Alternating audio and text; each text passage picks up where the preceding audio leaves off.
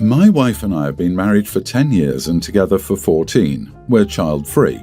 I have a nephew who's currently a young teen, and I'm not going to lie, he looks a lot like me and has many of the same facial features as me. I'm proud of him and we have a close bond. I've played a father-like role in his life since he was a kid. He has a deadbeat father and my sister divorced him long ago. A couple of my family members have commented on how my nephew looks a lot like me, and while I initially thought it was wholesome, my wife, for some reason, became very insecure and started getting doubts. She was questioning why I needed to play such a prominent role in my nephew's life, why my nephew has autism, etc. The insinuations just became weird and made me uncomfortable. I agree that my sister has played some part in my wife's insecurities because of her dry humour. During family gatherings, my sister jokes a lot about how wholesome it is that her son looks like me and that she couldn't be happier. It's obviously a joke, but I spoke to my sister and asked if she could tone it down a bit because it was making my wife a bit crazy. However, last night, my wife asked if I could take a paternity test just for her peace of mind. That's when I finally snapped and called her crazy, and marrying her was the biggest mistake of my life. I did immediately regret saying it because I meant none of it. My wife is the love of my life. But my wife got quiet and started crying shortly after, and I had to console her. Was I the idiot? Wait, what? Sorry, but if someone accuses me of sleeping with my sibling, I'm going to say some kind of something to them. It won't be pretty. She doesn't get to cry and act like she did nothing wrong. Not the idiot, and love of your life or not, your wife thinks you slept with your sister. How do you come back from that? Personally, I'd be calling the divorce lawyer because even if I thought she could make it up to me, I wouldn't ever be able to trust her again. An accusation of ordinary cheating is bad enough for a marriage and can justify some not-so-nice words. Throw sister into the mix, and yeah, OP's wife is definitely in the wrong here. She needs to pull her head out of her behind and apologize, then probably seek therapy. This goes a little beyond the usual levels of insecurity and jealousy. Of course, your nephew has your genes from your sister, not from you. Jesus, send her to a biology class. For the love of dog, she needs her head examined. Listen, I could have understood her insecurity if it was something like your role in your nephew's life, meaning she was afraid that you were regretting being child-free since you're so invested in your nephew and willing to take a fatherly role. I can understand that kind of fear and insecurity. That could have been solved with a conversation, one where she asked about being child-free, your future, etc. Not one where she accused you of secretly fathering a child with your own family.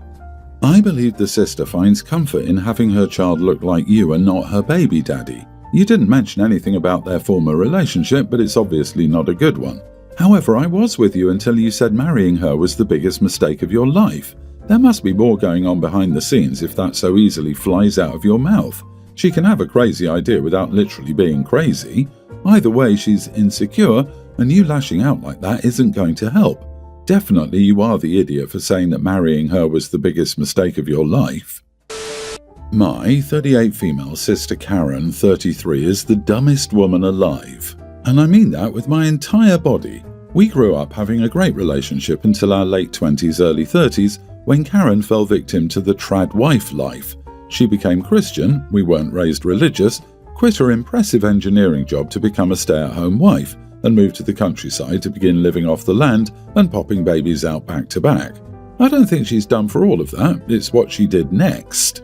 My sister started having kids at 26 and has had a kid every year since. Most of her pregnancy announcements happened when her current newborn was only a month, maybe 2 months old.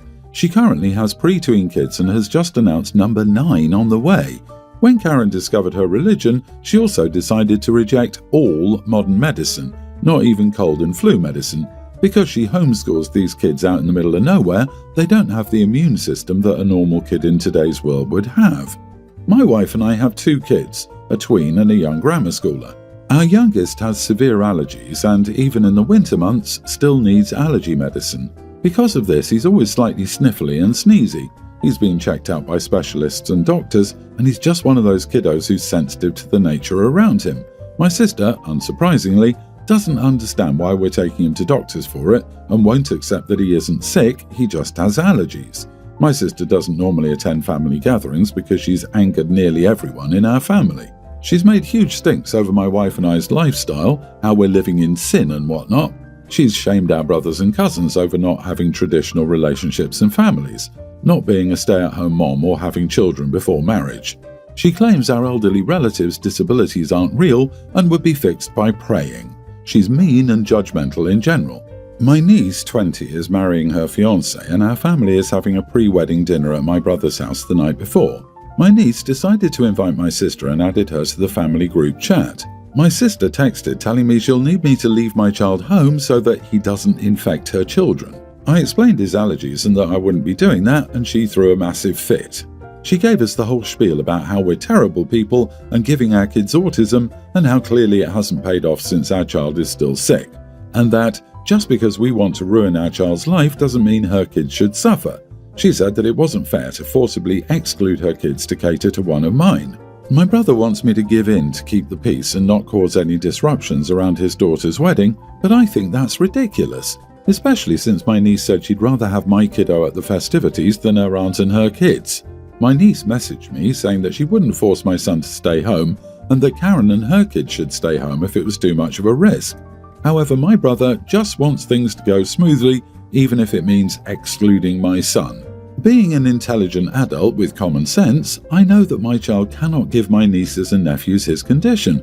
It's chronic. Bringing him wouldn't pose a risk to her kids, and it's ridiculous to think he's the only person who'd be in attendance who could give her unvaccinated children an illness. I know that despite the fact that she's a moron, her concern does stem from a place of wanting to protect her kids. However, excluding one of my children and one of my children only from such an important happy occasion to cater to my lunatic sister is ridiculous, especially since my brother knows this will not be the only thing my sister will cause issues with. Am I the idiot for refusing? You're definitely not the idiot here. Your child has chronic allergies, not an illness, and there's no reason to exclude him because of Karen's irrational fears. Plus, if your niece, the bride, supports you, then you have every right to stand firm. Catering to your sister will only create more issues down the road. Stay strong. She claims our elderly relatives' disabilities aren't real and would be fixed by praying. Why doesn't she pray that her kids don't get sick? OP, please say this to her. No sarcasm, LOL, just 100% straight face. That being said, get a large group of people together and someone has something. It's the first day of school scenario. Kids have been secluded and then suddenly exposed to new and exciting germs. With pre-tween and under pre-tween, at least one is going to catch something and spread it to the rest. Then the sister will be up in arms, saying it's OP's kid's fault. I say the one causing dumb drama gets uninvited. I share custody of my pre-tween son with his mom. Because she was aggressive with our custody case, she ended up getting nothing that she asked for, and a whole host of rules were put in place that had no effect on me. She planned to move to a new place and notified her landlord, who quickly found another tenant. Her new place fell through when that landlord said she made a mistake on the rent and wanted $500 more monthly. So my ex had a short window to find another place. She eventually did, but was without housing for 3 weeks. I told her I didn't care if she lived in a tent for 3 weeks. My son will not be homeless when he's with you. She actually got angry when I said that, which told me that she was okay with the idea of being homeless with our son. Then she said she found a temporary place to stay and gave me the address. It was a motel. The motel is partially used as a halfway house. I told her that my son wasn't living in a halfway house motel. You can, he isn't. To add insult to injury, she asked me to help pay for her stay. We got into it and I said I'd bring in my lawyer. My lawyer said the quickest thing to do was to say the motel wasn't in the same city as our son's school district, which is a requirement. We both have to live in the same area as our son's school district, or the parent who lives within the district boundaries gets primary custody. Fighting over the quality and how sketchy the motel was would take a month. So I had my lawyer draft a $500 letter to my ex saying that if she was not living within school district boundaries, she was in violation of our custody arrangement and immediate action would be taken, including calling the sheriff, or I would have to bring my son back. She called her lawyer and wanted some kind of middle ground. I was open to it until I was asked to pay for her motel stay while my son stayed with me, and she would have visitations during the week but no overnights. I told my lawyer to tell them to go check themselves. So my son has been staying with me full-time for the whole month. My son has his own room, although he loves to sleep in my bed, and has a pool and many neighborhood kids. His life isn't disrupted. My ex is furious that she's stuck with a $1,500 legal bill and a $2,000 motel bill. She blames me. I told her that she brought all of it on herself. She thought she was going to get full custody and make me a weekend dad and live off child support, but there you are, living in a motel with addicts and ex-cons and broke. Not the idiot. That absolutely does not sound like a safe or stable environment for a child, and there's no way I would want a child of mine living like that. I would absolutely fight her on it. As for her attempting to put her problems on you, you are divorced. You're no longer responsible for cleaning up her messes. You're responsible for you and for your child. Period. You are the idiot. Do you love your son? As a kid of divorced parents, I really want to know. Do you know what parent I love and keep in touch with? The parent that put me before getting revenge on their ex. This story comes off as you just want to win a game and don't care if your son gets hurt. How is the son getting hurt by the father keeping him out of a crack hotel? Yeah, ignore the other commenter. That was a wild take. You're protecting your son from getting hurt by keeping him in a stable house away from the potentially dangerous motel. Not the idiot who keeps putting your son first. She's an adult, as you said, and can make her own decisions, which will have consequences. My wife, 26 female, was out of state last weekend with two of her friends. On Saturday, while I, 26 male, was home playing video games, my wife's parents showed up to talk about something. They wanted to discuss my bio father. I grew up not knowing a thing about my biological father. My mom said he didn't want to know me. I believe my mom met my stepfather when I was 2. As I found out years later, he was my mom's husband when she got pregnant with me, and my biological father was also married. Mom's husband left because he didn't want to raise her a fair child, but he missed her. They got back together when I was 2, but he always hated and resented me. I didn't have a happy childhood. I did not have an extended family to make up for it. So when I was 18, I did Ancestry and found my bio father.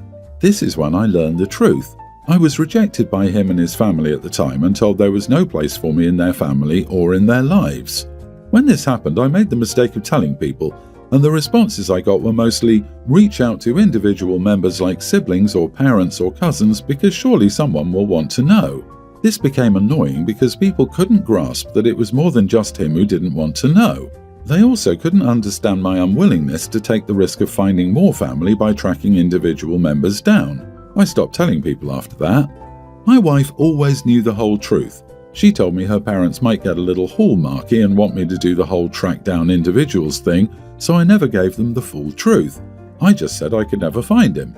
So, in-laws show up at the house while my wife is gone, and they say they heard my wife and I discussed the rejection via my paternal bio side. They said they understood me lying, but they were there to convince me to take the leap I refused to make in the past and find more family members to whom I could reach out. I told them I wasn't interested and had been rejected by enough people in my life who were supposed to care about me in some way, and I would not do it again. I told them it wasn't worth it to me. Please respect that. They wouldn't let it go. They told me I wasn't wrong, but I wasn't right, and to think about the happiness it would bring me and how you never know if one person related through blood might like to know their relatives. They told me I shouldn't let fear make decisions for me, and they told me, as the parental figures now in my life, I should listen to them. I told them to stop or I would need to leave. They said I should accept that multiple people giving me the same advice are right. They told me to stop denying myself. I told them to stop telling me what to do, mind their own business, and stay in their lane instead of trying to bulldoze what they think is best. Then I made them leave. They were so angry, but my wife was on my side and she told them they should have accepted my decision. Am I the idiot? Not the idiot. It was a complete idiot move on their part, waiting until your wife left town to ambush you. It feels intentional, like you not having your support system there made them think they could bully or intimidate you into agreeing with them. Ganging up and having the audacity to think they know best about your life without knowing the full story. Some people just can't understand. They've never experienced what it's like to have a toxic family. They can't understand how some parents could act that way. To them, it's a foreign concept, so they assume someone will be like them. That is not an excuse to bulldoze over anyone's feelings and boundaries. They need to at least understand that it doesn't matter what they think or feel about it. They have to respect their brother-in-law enough to listen to his words and not disrespect his feelings or boundaries. Hopefully, they will pull their heads out of and apologize. I was shopping at the Lowe's closest to me. I was attempting a DIY plumbing repair and was looking for some items I needed. I started out alone in the aisle and I was so focused on finding a part I needed that I didn't know the yellow lab and owner enter the aisle. The dog sniffed me and I jumped a mile high. I was spooked. I turn to the owner and I say, "What the heck?" He tells me, "You'll be alright." I'm normally a very calm person, but that set me off. I told him that the decision was not for him to make. I went off on the guy. He dares to tell me that if I don't like dogs, don't go to Lowe's. He says, "You know Lowe's is dog friendly, right? That means you're okay with dogs." The dog was being a dog, sniffing never harmed anyone. He ends with, "I was just an idiot." I tell the dude to screw off. I got my crap, complained to the staff and left. But was I the idiot here? Edit, yes, the dog touched me. My leg was wet. It sounds like you got startled by the dog and then the man's "you'll be alright" comment set you off. That comment was annoying, but you went overboard. Unless there was more to this story and you're just not telling it well, you are the idiot. I wouldn't even concede that "you'll be alright" was an annoying comment. OP didn't just get visibly startled by the dog's harmless behaviour, he got confrontational. "You'll be alright" seems a normal thing to say if you're taken aback and want to de-escalate someone's sudden freakout. OP's not a very calm person, and this is clearly not a case of a well-adjusted normal guy who dislikes dogs. And Lowe's is a dog-friendly store. Being dog-friendly does not mean letting your dog do whatever it wants. A dog in a public space should not be able to approach anyone without their consent, so either the owner doesn't care about that common courtesy or is not in control of the dog. Not the idiot, OP, for either your reaction or reporting an owner who was not controlling his dog.